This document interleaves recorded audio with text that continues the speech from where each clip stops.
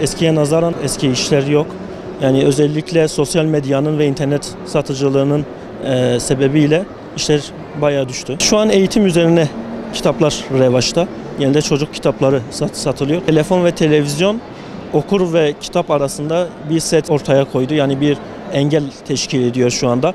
Ciddi manada satışların düşmesine sebep oldu diyebilirim. Yani kitap okuyanların sayısı her geçen gün azalıyor. Özellikle kitapçılara destek olunmasına, devlet tarafından destekler oluşturulmasına, özellikle kira giderlerinin karşılanması olabilir. Valla yayın evlerinin durumlarından ziyade okuyanların aslında durumunu söylemek lazım.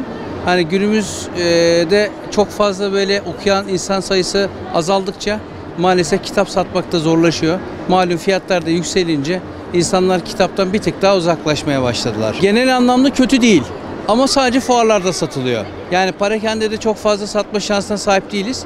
Ama bu tür fuarlara da hani daha hareket olsun, daha çok satılsın amaçlı insanlara daha çok ulaşabilelim düşüncesiyle katılım sağlamaya çalışıyoruz. Kağıt fiyatlarının artışı sadece bir tek yayın evlerinde değil tüm Türkiye'yi etkilemiş durumda aslında. Kitap satmak, basmak kadar zor oldu.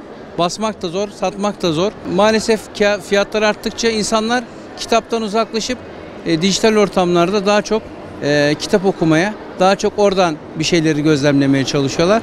Bu da bizleri etkiliyor haliyle. Fuarlar biraz yani fiyat olarak metrekareleri uygun olması gerekiyor. Yayın evlerinin katılması gerekiyor.